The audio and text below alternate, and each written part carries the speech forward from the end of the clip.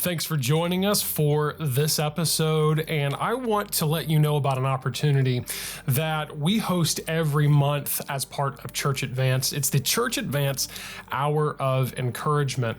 Now, this is something, again, that we do every month, and it's actually very often content that later gets featured on the podcast. So during this time, Bryan's going to have a kind of a teaching session, and then he's going to open it up for discussion and questions, and then many times we close out the hour in prayer. And it really is an encouraging time for pastors and church leaders, and it's free for anyone who wants to join. And so I want to encourage you to have part in our next hour of encouragement. And if you want to learn more and get signed up, again, it's completely free. Just head over to bryansams.com and get registered for the next Church Advance Hour of Encouragement. That's bryansams.com. Well, thanks so much again for joining us for this episode as we continue to advance a reformation of fellowship, partnership, and gospel hope amongst Bible-believing pastors and churches. This is Church Advance with Bryan Sams.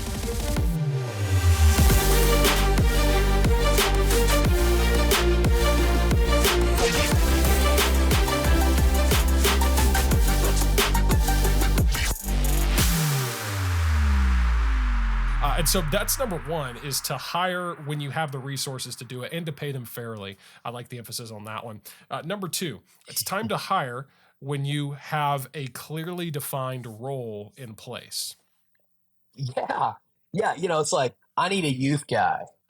Well, okay. I mean, I almost see, Luke, maybe I'm wrong here. It's almost like every time I see a church hire an assistant pastor, it's always a student pastor. Now, look, I have a church of about 300 people. I'm sorry. We don't need a full-time youth pastor. I'm talking about a full-time youth pastor. Yeah. Now, you may lump in several things, but you must clearly define the role. I decided that our church, as of right now, River City Baptist Church, could handle a volunteer youth pastor. By the way, that we have not had since I got here. And that was one of my big mistakes, is I pushed youth first. I should have pushed children more than youth, because we have more kids than teenagers in our church. Think about this. Some churches have a youth pastor, but they've actually got more kids than teenagers. That's true, because we have so many young families in our church. We had 15 teenagers at church on Sunday, but we had 30 kids in age and that's just ages K through 5th grade. That's not counting nursery or toddlers, where we had another all the way up to 4 years old.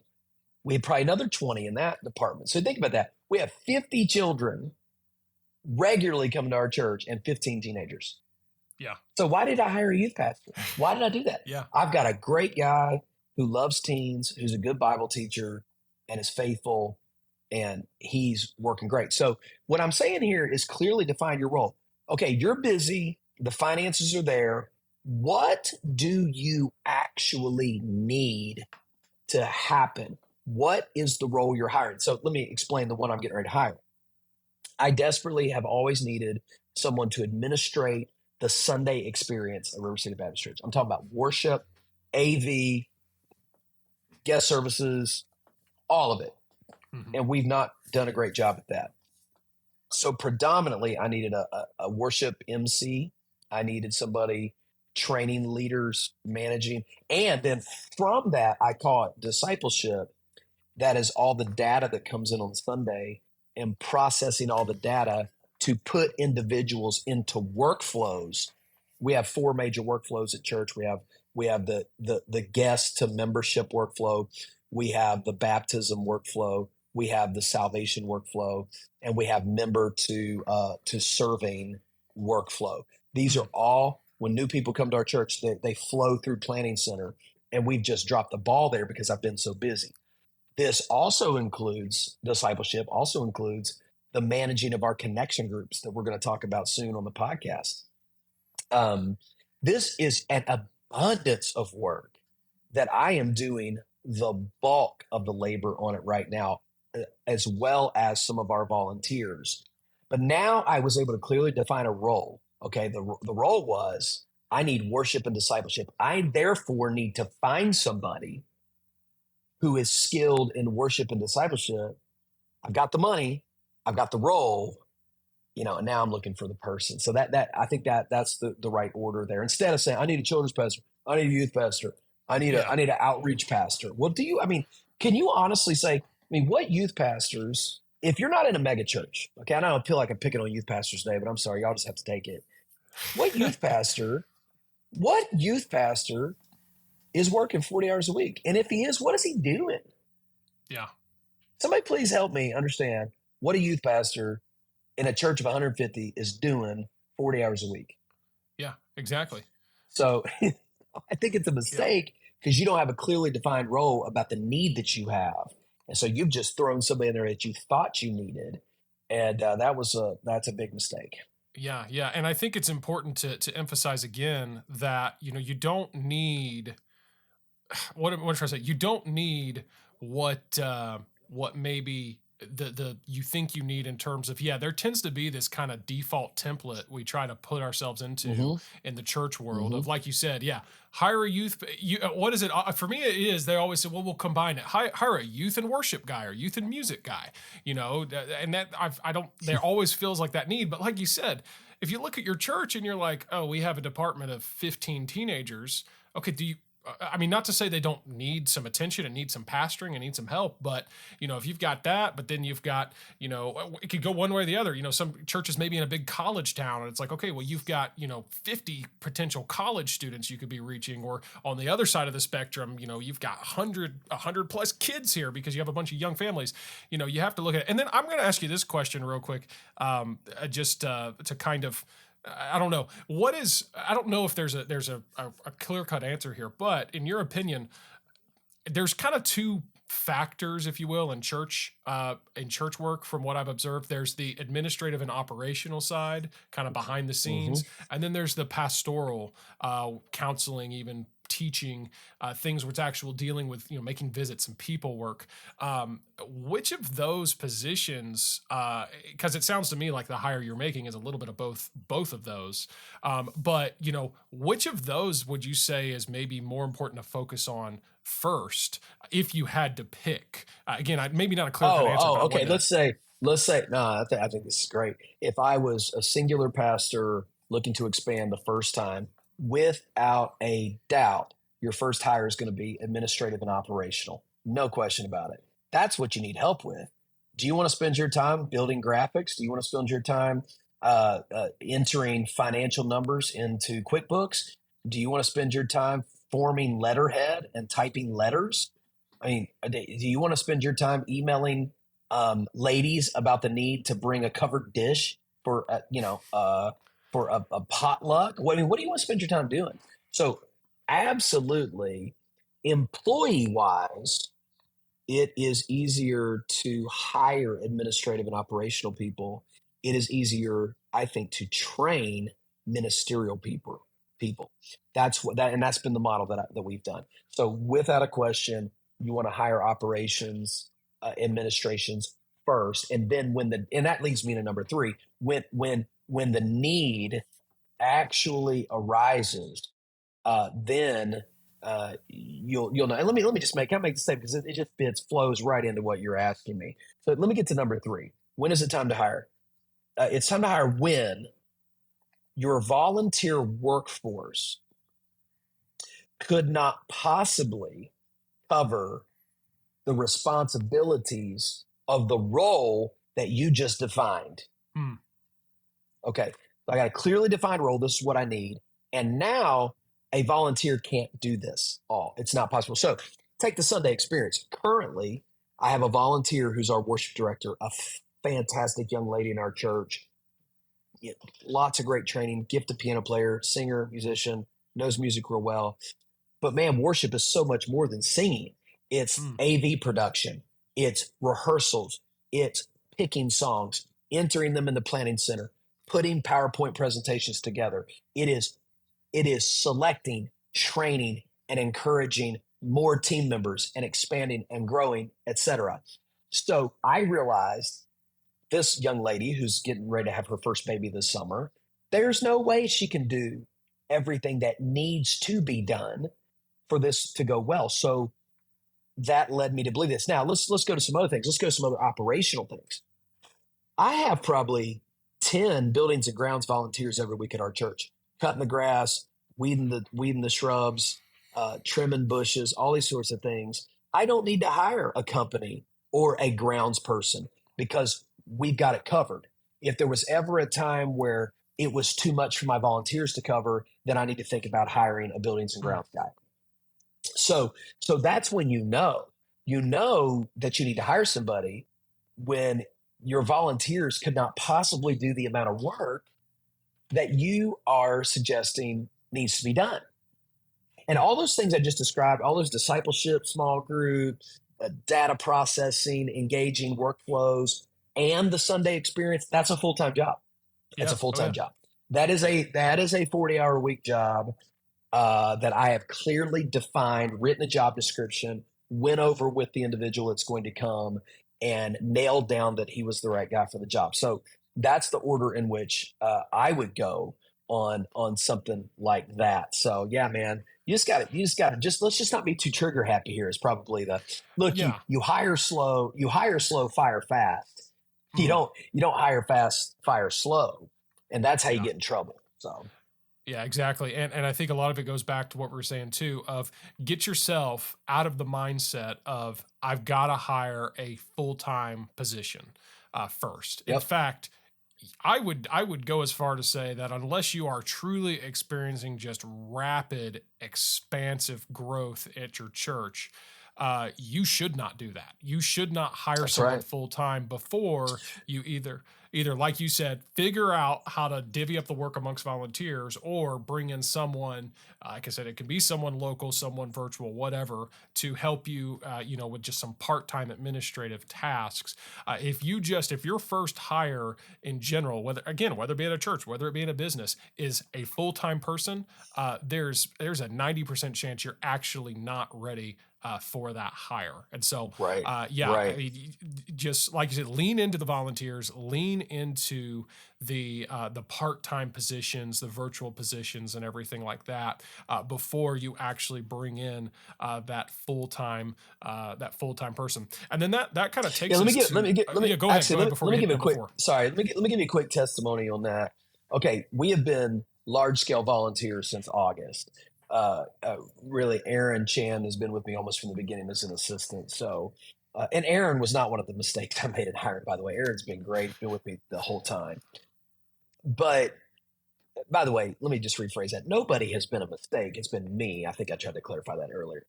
So I'm Yeah. not talking about individuals. But here's the point. We've gone to this volunteer model that I've already described in this podcast. Since August, we've had about 70 people join our church. Seven Wow. zero. Wow. Okay, look, this model works. Mhm. And now you talk about exponential growth. That's exponential growth. If normal growth is 10% over a year, meaning between your losses and your gains, you netted 10%, which is standard, which has been we've been a little bit above that curve over the last 7 years, but that's about right. Okay, this year, if that trend continues, we're going to go from about 200 to possibly 300 plus. That's going to be a 30% or more increase from August to August. That's huge. That is Yeah. a neat. Some you got to start figuring stuff out. Like we're going right now through a complete overhaul in our children's ministry because we have to expand. We have to break down classes. We're going through overhaul in our, like I said, our groups. We went now from 40 people in attendance to our small groups to over 90 Wow. in just one really one. So I mean, things are moving. So I agree with you 100%. When you see something explode and do all these mechanisms of measurement, that's when it's time to pull the trigger. Yeah. Which leads me really to number four. Yeah, Yeah, yeah, and we'll get to number four. I just have one last thought slash question.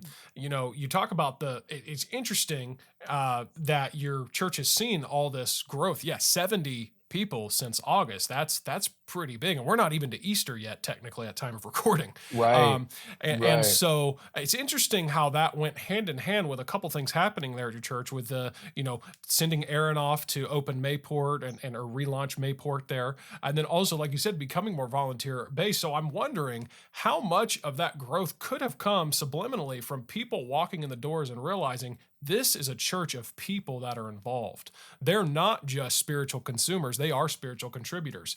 They're having a role in this church, and that gets people excited because, yeah, a staff run church is the type of church where the people walk in on Sunday, they sit, they sing, they hear the preaching, they leave, they're done for the week. But when you see and you walk in and you say, hey, you can tell like there's all these volunteers, there's all these people serving, there's an energy there that gets people excited. So I don't know if there's a way to really, quantify that, but I do wonder how much of that ties in to the fact that people that have been coming to your church are seeing this is a church that is, again, about contributing and helping our community and helping each other, not just sitting here and consuming in that way. Oh yeah, people are wanting to own stuff, man. They're wanting to be involved. They want their life to matter, whether it's secular or Christian. They want their life to count for something. You see Yeah. that on every level. And so when in our onboarding process, our membership process, I tell people if you are not ready to connect and you are not ready to serve and you are not ready to give, you shouldn't be a part of this church. I say that in my new members class. So I mean, Mm. I'm trying to say, look, man, this is a mission. We are on mission here. And of course, it's demonstrated in our daily actions, et cetera. But I agree, Luke. I think it's 100% contributes to the growth. We are active in our community. Our membership is active in service. People have a place. They've got something to do. There's about 10 to 15 ministry service options immediately ready for anybody Mm. that joins our church. And you do not need to let any grass grow under your feet when you join River City Baptist Church. And I think it's critical that we have that going on. Yeah, yeah. Well, probably a lot more that could be said there, but let's go ahead and move on to the fourth and Yeah. final, kind of step here, which is it's time to hire when you have the right person for the right job at the right time. Yeah, absolutely. So again, these are in order. This is a sequence. You identify that you have the resources. You've Hmm. identified the exact role that you need. You realize that the volunteers can't cover the roles that you need. So now you've got to hire. And what do? You hire the right person for the right job at the right time. And I would be slow on the trigger, okay, to bring somebody in just because I have the need. The need's clear in my ministry. My deacons are begging me. My wife's begging me. Everybody's begging me to hire. The finances are clear. I'm now looking for the right place, right time, right job. So for me, I already clearly defined the role. I want somebody that's good at discipleship, proven track record of discipleship, proven track record of groups ministry, and can lead in worship. This is a skill set. So I'm looking for three things. And I know this has been well worn, but it's true. First of all, when I've defined that job, I need somebody that's competent. You got to be competent. I can't just Yes. hire like some dude just because I need a body. Well, if you can't sing, you can't lead worship. If you can't lead worship, you can't lead worship. If you can't Yeah. play instruments, you can't lead worship. If you can't run teams, you can't lead worship. Okay, just can't do it. If you don't have an administrative bone in your body, you cannot run the discipleship ministry of our church. You Yeah. can't do it. I don't care if you're a nice guy. I don't care if you're the best preacher in your college. You can't do it. So I started forming a profile.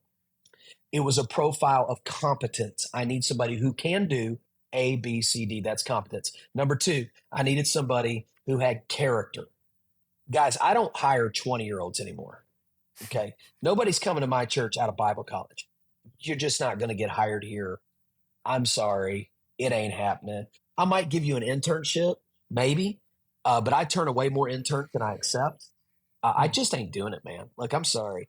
Kids that are 24, 20, 22, 23 years old, you go to seminary, man. Go to seminary, get some more education, get married, have a baby, grow up a little bit, get yourself in order, then we'll talk. But you've got to have some character, proven character. So now my profile gets narrowed. I'm looking for somebody that's older. I'm looking for somebody with experience. I'm looking for somebody who's been in the ministry for a while, right? Start narrowing this down. And the third one is the most important one. I call it camaraderie or chemistry. Okay. Mm. Camaraderie or chemistry. Hey, listen, man, if you think you need a staff member and your first step is to reach out to some Bible college and ask them for resumes, you are not ready to hire. Mm. You Yep. do not hire, don't hire paper, hire people. Okay, now that necessitates that everything we've said about Ephesians 4 is happening in your church. Sadly, Luke, I got to called yesterday, actually, from a church. I won't say anything about location or anything. A mega church who's ready to expand their campus into 2 campuses. But get this, calling me because they don't have a pastor. Okay, all right, get this. A mega church that's looking to expand 2 new campuses. This church has thousands of members, but they don't have a pastor for the new campuses. Wow. Now, look, I'm just going to tell you right now, I could start 5 campuses right now if I needed to, right this minute. It just saddens me to think, what are you talking about expanding to a campus? You don't have a pastor. What have you been doing? Yeah. You got a mega church and you don't have a pastor. You don't have somebody that you're training. That's number one. Number two, what are you doing? Pastors, guys, if you're not investing into people enough to be able to turn around and say, look, I can hire this guy right now for my church. Now, let me explain my hire that I'm doing right now because this is super important for you guys here. I did hire from without, but the man that I hired, Stephen Ashmore, did come through our church for a year during a ministry Sabbath. So I trained him. I got him going. I got him put into the church that he went to. Not me. You know what I'm saying? I helped him get going is what I'm saying. Well, so before I ever thought about Stephen, I thought about all the guys at my church that already go to my church currently. The problem was none of them had the competency that I needed for that particular job. Now, if I was going to hire a children's pastor, I've got a children's pastor. If I was going to hire a full-time youth pastor, I've already got one. If I was going to hire an administrative pastor, I know a guy right now that could do it in my church.